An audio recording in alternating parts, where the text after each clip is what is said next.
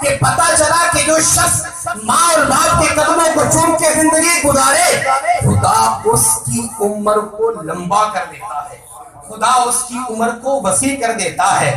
پھر صرف عمر ہی لمبی نہیں ہوتی، آقا فرماتے ہیں فَيَزَادُ فِي رِزْقِهِ، بلکہ خدا اس کے رزق کو وسیع کر دیتا ہے۔ پتہ چلا کہ جو شخص ماں باپ کی خدمت کرتا ہوگا وہ کبھی دنیا کے اندر بھوکا نہیں رہے گا، وہ کبھی دنیا کے اندر پیاسا نہیں رہے گا، کبھی وہ دنیا کے اندر ذلیل و خوار نہیں ہوگا۔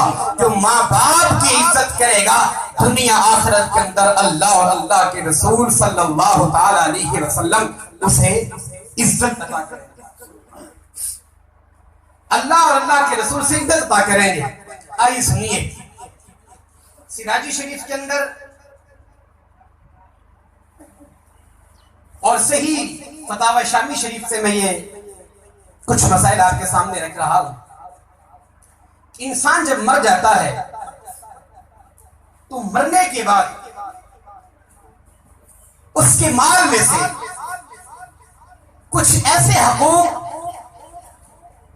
معلق ہو جاتے ہیں کہ جن کا عام انسانوں کو، عام حضور کے غلاموں کو علم نہیں ہوتا، تو منبر پہ بھی بہت کم بیان کیے جاتے ہیں۔ تو جب انسان مرتا ہے تو اس کے مال میں سے پہلا حقوق کیا ہے؟ پہلا یہ ہے کہ سب سے پہلے اس کے مال میں سے اس کے کفن اور اس کے دفن کا انتظام ہے، اس کے وراثت میں سے، اس کے مال میں سے اس کے کفن کا انتظام کیا جائے، یعنی اس کا کفن خریدا جائے۔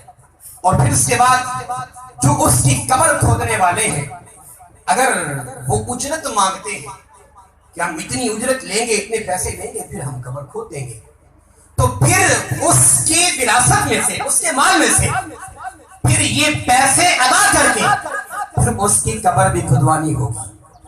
یہ بھی شریعت اس کی اجازت دے رہی ہے۔ اگر کوئی راہ للہ کے لیے، اللہ اور اللہ کے رسول کو راضی کرنے کے لیے قبر کھودے تو امام مسلم اور امام بخاری صحیح اسناد کے ساتھ اس روایت کو نقل کرتے ہیں کہ حضور احمد کائنات نے فرمایا جس شخص نے اللہ اور اللہ کے رسول کو راضی کرنے کے لیے قبر کھودی اس نے تو دنیا کے اندر ایک شخص کا مکان تیار کیا، خدا اس کا مکان جنت کے اندر تیار کر دیتا ہے۔ تو نے اس کا دنیا کے اندر مکان تیار کیا، لے ہم تمہیں یہ ضمانت دیتے ہیں کہ تو نے قبر دنیا کے اندر سے بنائی ہے، ہم تیرا محل جنت کے اندر بنا دیتے ہیں۔ دوسرا حکم کیا ہے؟ دوسرا یہ ہے کہ اس کی وراثت میں سے، اس کے مال میں سے جو اس کا قرضہ ہو وہ اتارا جائے، اس کا قرضہ اتارا جائے۔ سنیے فتاوی شامی شریف کے اندر ایک بات درج ہے، امام شامی نقل کرتے ہیں، فرماتے ہیں اگر کسی شخص نے دنیا کے اندر کسی کے 3 پیسے دینے ہو، 3 روپے نہیں، 300 نہیں، 3000 نہیں، 3 لاکھ نہیں، صرف 3 پیسے اگر کسی شخص نے دنیا کے اندر کسی کے دینے ہو تو وہ مر جائے اور اس کی وراثت میں سے وہ ادا نہ کیے جائے، اس کا قرضہ نہ دیا جائے، تو فرماتے ہیں ہوگا کیا؟ قیامت کا دن ہوگا، ان کے 3 پیسوں کے بدلے خدا اس کو اجر کیا دے گا جس نے لینے ہیں؟ فرماتے ہیں اس شخص کے نامہ اعمال کے اندر اگر 700 نمازیں ہوئی، اس نے اپنی زندگی کے اندر 700 نمازیں پڑھی اور وہ بھی مقبول نمازیں، یہ نہیں کہ دکھانے سے پڑھنی یا قاری سے پڑھنی، اگر اس کی مقبول نمازیں ہوئی تو کہا رب اس 3 پیسوں کے بدلے اس کی 700 نمازوں کا ثواب خدا اس کے نام اعمال سے نکال کے اس کے نام اعمال میں دخل۔ آج آپ اپنے بٹن کھول کے دیکھنا کہ ہم کسی کا قرضہ دینے والے تو نہیں ہیں، آج ہم نے کسی کا قرضہ دینا تو نہیں ہے۔ اور پھر میرے محبوب اسلام فرماتے ہیں، میرے صحابہ صحیح جامع ترمذی ہے، آقا فرماتے ہیں میرے غلاموں میرا نہیں جی کرتا کہ میں کسی قرضے دینے والے کا جنازہ پڑھا۔ آقا فرماتے ہیں قرضے دینے والے کا جنازہ ہی نہیں ہے، کوشش کرنی چاہیے۔ پھر تیسرا یہ ہے کہ جو وصیت کر کے گیا ہو اس وصیت پہ عمل کرنا ضروری ہے۔ قرآن حدیث کہتی ہے اگر اس نے کہا میرے مال میں سے مسجد تیار کروا دینا، اب اگر اس کا مال اتنا کم ہے مسجد بنوانے لگ جائے تو پورا مال ختم ہوگا، نہیں، شریعت کہتی ہے آپ نے اس کے مال میں سے تیسرا حصہ خرچ کرنا ہوگا، باقی 2 حصے آپ نے اس کی اولاد میں تقسیم کرنے ہوں گے۔ چوتھا حق کون سا ہے؟ چوتھا حق جو 2 حصے باقی بچیں گے پھر وہ اس کے ورثاء کے اندر تقسیم کیے جائیں گے۔ اب سنیے آخری مسئلہ، بات ختم۔ کیا اب 2 حصے باقی بچ گئے، اب وہ خرچ کرنے ہیں، صرف کرنے ہیں، استعمال کرنے ہیں، تقسیم کرنے ہیں اس کی اولاد کے اندر، ورثاء کے اندر۔ کیا اب ان 2 حصوں میں سے ہم اثار ثواب بھی کر سکتے ہیں؟ کیا ہم ان 2 حصوں میں کیا ہم محفلیں کر سکتے ہیں؟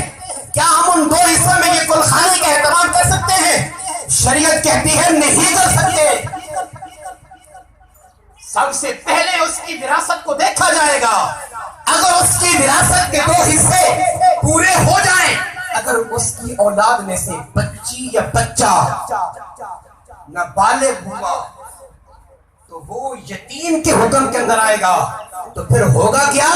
اگر اس کے گھر والوں نے یہ سارے ثواب کر دیا سب مل کے بھائیوں نے بہنوں نے، تو پھر چاہے میں کھاؤں، چاہے بڑے سے بڑا ملا کھائے، چاہے بڑے سے بڑا سیاستدان کھائے، وہ جہنم کی آگ کو کھا رہا ہے، اور جہنم کی قیامت کے دن وہ جہنم کا ایندھن بنے گا۔